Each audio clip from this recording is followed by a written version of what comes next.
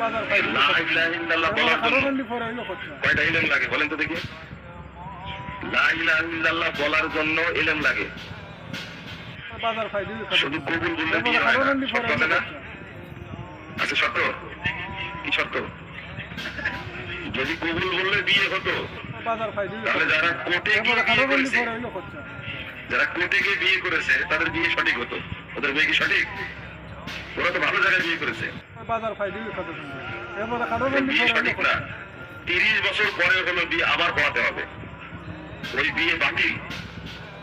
শর্ত আছে না? বিয়ের জন্য শর্ত আছে না? লা ইলাহা ইল্লাল্লাহ বলার জন্য শর্ত আছে না? কয়টা শর্ত বলেন দেখি? আমার হলো 3টা শর্ত, দুইটা সব ভুল। লা ইলাহা এর অর্থ কি? আর ইল্লাল্লাহ এর অর্থ কি? একটাও পারবেন না, আমি জানি একটাও পারবেন না। পড়েন না, বুঝেন না, নিজেরাকে মনে করেন যে হজ করেছি, যাকাত দিই, প্রতি বছর টাকা তুলে নামাজ পড়ি, আমি জান্নাতে যাই আছি, শুধু মরিনি যায়নি, তাই না? তাহলে মরিয়ে দেখেন জান্নাতের দরজায় যেতে পারেন কিনা। আপনার চেয়ে ভালো মুরব্বী ছিল আব্দুল মুত্তালিব, জানেন আপনি? আপনার চেয়ে ভালো ইবাদত গুজার ছিল আব্দুল মুত্তালিব। আপনি তো মসজিদের মুতাল্লি, আব্দুল মুত্তালিব কাবা ঘরের মুতাল্লি ছিল।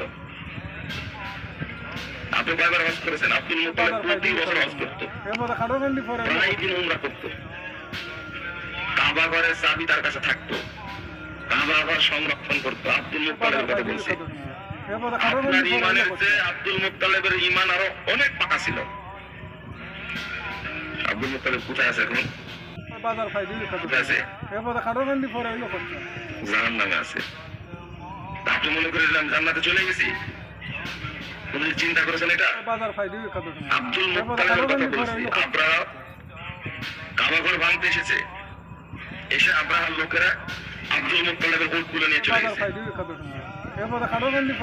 আব্রাহার কাছে গিয়ে আব্দুল মুত্তালিব বলছে যে তোমার লোকেরা আমার উট চুরি করে এসে উট গুলো দিয়ে দাও। আব্রাহা কি বলেছিল? তুমি নাকি মক্কার নেতা, কুরাইশ বংশের নেতা, কাবা ঘরের মুতাল্লি, তুমি তো স্বার্থপর।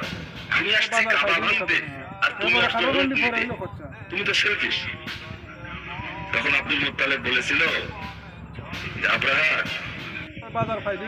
তুমি পাগল, উটের মালিক আমি আর কাবার মালিক আল্লাহ, আমার উটগুলো দিয়ে দাও। কাবার মালিক তিনি ভালো জানেন কি করবে তোমার সাথে। আপনি বলতে পারবেন কি উত্তরটা দিল আব্দুল মুত্তালিব? কাবার মালিক আল্লাহ।